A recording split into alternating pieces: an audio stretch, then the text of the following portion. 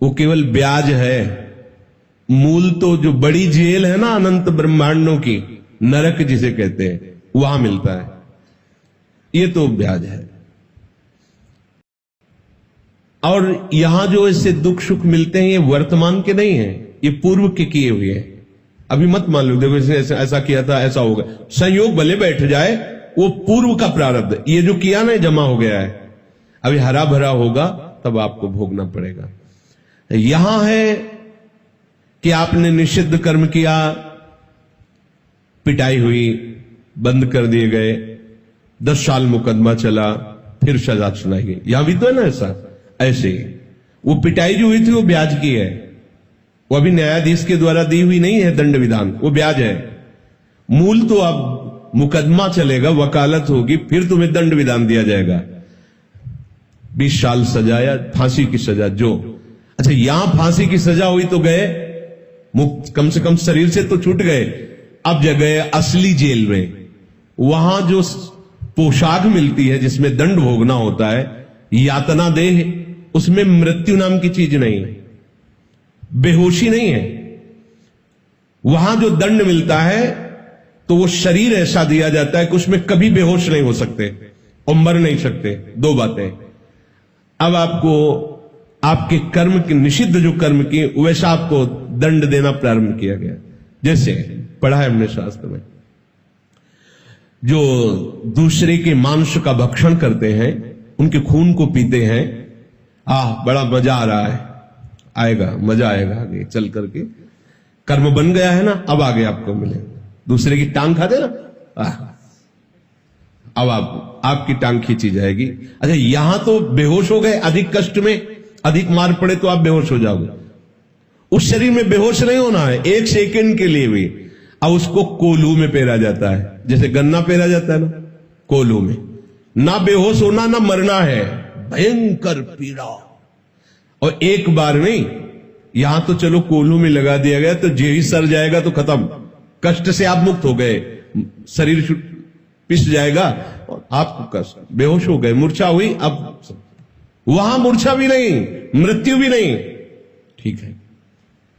आप जैसे यहां किसी पशु को भून करके खाते हैं, ऐसे ही आपके हाथ और पैर बांध करके यम के दूत जलती हुई ज्वाला में से कितने दिन, बोले 1 कल्प, न मरना है न बेहोश होना है।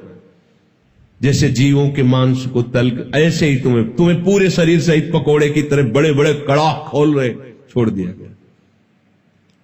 आनंद लीजिए, आनंद के लिए आए थे ना, कर्म किए निषिद्ध, उनका आनंद लीजिए, बिल्कुल सावधान। हरिवंश महाप्रभु हित सजनी जी का अवतार, वो नरक के विषय में क्यों बोलते, पर उन्होंने सावधान किया है। जय श्री हरिवंश नरक गति दुर्भर, यम द्वारे कटियत नक छिके। बहुत कठिन है नरक से बच पाना। जो यहां कर्म करो आप, ये इसका भी हिसाब है, कहां बजाया, किसके लिए बजाया, एक एक चीज देखा, उसका भी हिसाब। छींकने पर नाक काट दी जाएगी, किधर छींका, क्यों छींका, कैसे छींका, मतलब छोटे से कर्म का पूरा हिसाब मिलेगा। भगवान कह रहे सावधान होकर के शास्त्र सम्मत कर्म करो। कई बार सत्संग में कह चुके, ये भूल मत करना कि पाप करके हम गंगा नहा लेंगे जाके। गंगा नहाओगे उसका अलग फल होगा, पाप की उसका अलग होगा। हम हिंसा करके कुछ पैसा साधुओं को दे देते हैं तो डबल पाप लगेगा।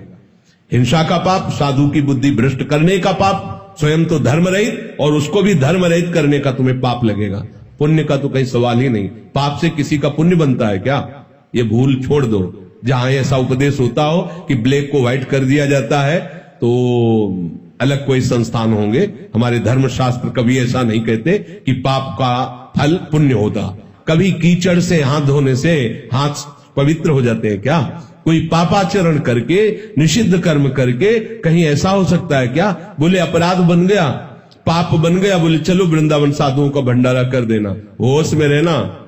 वहां तो वो पाप बना, यहां आके साधुओं की बुद्धि भ्रष्ट। हाँ, छींकने पर नाक काट दी जाएगी, किधर छींका, क्यों छींका, कैसे छींका, मतलब छोटे से कर्म का पूरा हिसाब मिलेगा।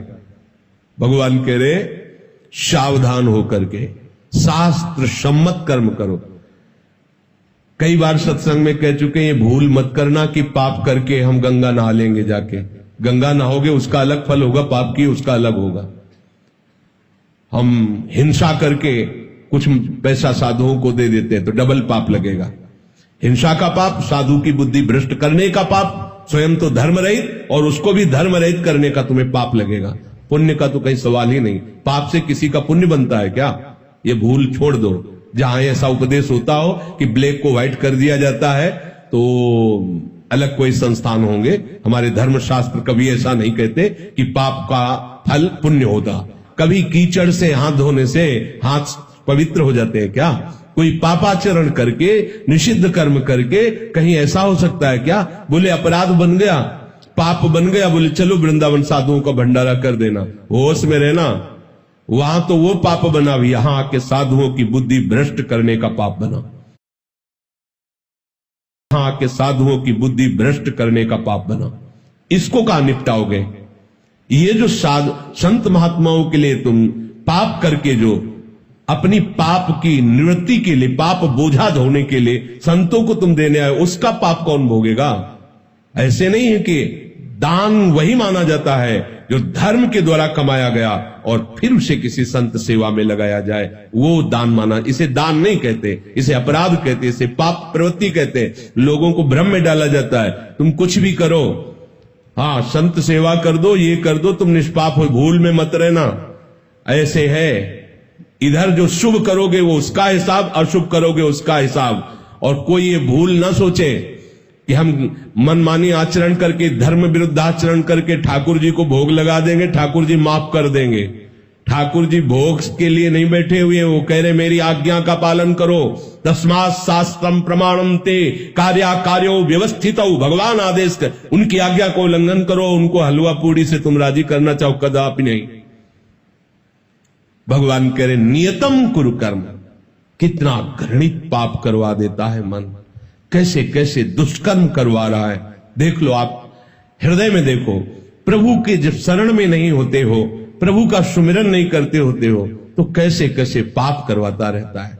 अपने ही द्वारा सुरक्षित जनों को वो शोषण करता है, ऐसे ही घृणित पाप करता है जिनका कहीं भी क्षमा शब्द नहीं उसके लिए, ऐसे पाप कर देता। उनकी क्या व्याख्या करें?